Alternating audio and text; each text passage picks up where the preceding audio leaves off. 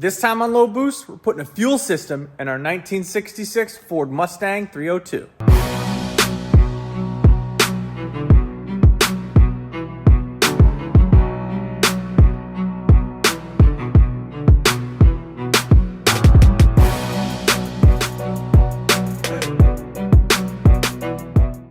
All right, so we are in the middle of doing a bunch of stuff on our 1966 Ford Mustang. The engine's in, we just want to get everything up ready to run. And this engine we got actually came with the fuel system, which I'm really happy about. We got a Holley Sniper EFI system, and we're gonna put that on our 1966. Let's get it started. Now, this is not a brand new unit, so it's not going to be a perfect install like a brand new unit is, but it's still gonna work nonetheless. It worked on it in the Bronco that it was on. So we're going to install it just how we're going to follow the directions just like we would if it was brand new. Obviously, it's just not going to look brand new when we put it on. This is a 2-barrel style system, which I'm okay with. I mean, this system here is like $1,500 to buy brand new or something like that. So I'm not going to argue because we got the engine for pretty close to that. So you get both the engine and that Sniper system for it. So I'm not going to really complain. This already has a spacer on it, so we're just going to keep it as it was. Should not be really any problem. So.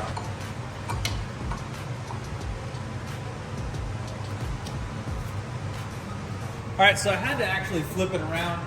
I know every car is going to be different. Just the linkage for the throttles is going to be easier to go that way, and it flipped around the other way, just hitting the distributor. So this is the way it's going to run. All the wires are going to go back there. I'm going to put some tape over this to cover it, and we'll get started bolting everything down and wiring everything up. Now with the Holley systems, you really only need to connect a few wires to get this to go, which makes it sound very simple, but it's time consuming. So I'm going to walk through everything how to do this so you guys can learn how to do it yourself. So I just test fitted the air cleaner on there to see what it looks like. Yeah, looks pretty. Of course, chrome just gets freaking screwed up all real quick, but that looks pretty cool. This thing's gonna look awesome. All right, so it's all mounted up on the top. I'm gonna go over each one individually. So there's one wire here that comes off. It's a small one with one plug. That plugs into your coolant temperature sensor, which on this engine is gonna be here. Then in the back, this long one here, this goes to your O2 sensor. So we're gonna feed this one down and out to the back, and put it on the right off the header. They usually want about 16 inches to have that. This is for CAN bus. This is actually for your controller, the computer that you're going to use for it. So we're going to run this cable into the car, that way we can see it there.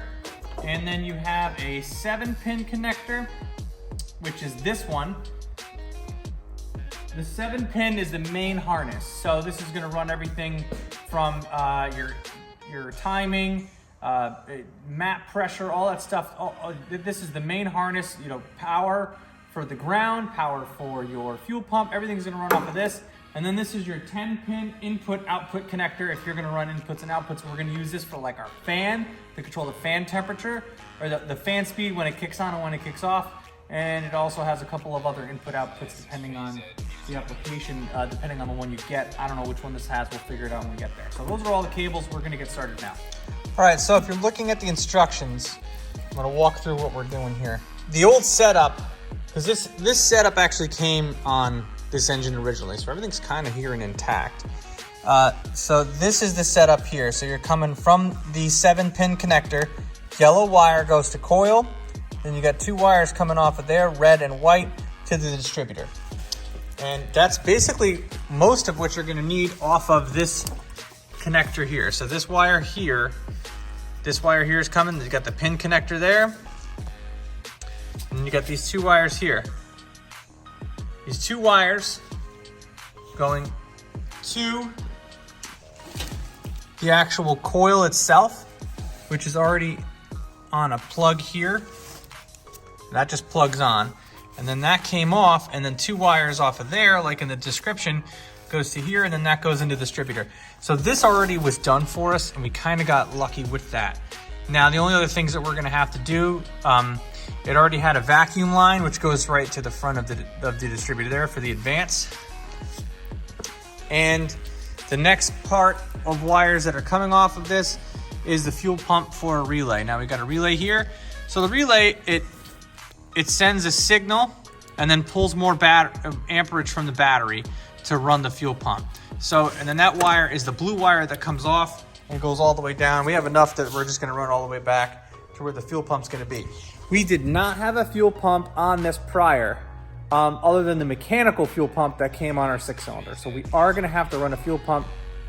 And I remember when we replaced the tank, there wasn't a spot to put a drop-in basket. So we are gonna have to get an inline fuel pump for this setup. So we're gonna look at one of those and follow along in another video, because I already did a fuel line on this. We're just gonna have to put an inline fuel pump and the wires running it all the way back. So with the 7-pin connector, which is here, we have almost everything we need from that. The only thing left we have to do is the O2 sensor, which is that plug there. And it didn't come with the heads-up display, but I have one for my E36 Turbo LS swap that should work in that. I'll just pull that out of my car. And then we have the 10-pin connector for inputs and outputs. I'm gonna do a separate video on this because we're gonna use our radiator with the fan and we're gonna hook it up through the signal on this. So stay tuned. And the battery terminal was in a different spot on this. So we are gonna run the 2 wires that are dedicated for battery, positive and negative. Now, the only thing you gotta be mindful here is they specifically say in their instructions that these have to be connected directly to the battery. Not a battery post, not a solenoid somewhere, not a positive and a negative somewhere else. This needs absolute great power at all times, because this is your ECU and they don't want to fry it. So we're going to run dedicated wires straight to the battery. So stay tuned to the next episodes, because we're going to continue to plug along on this and do a full wire and fire on the Holley Sniper EFI. So if you're interested in this kind of stuff, make sure you hit that subscribe button. Thank you very much for watching, and I'll catch you in the next one.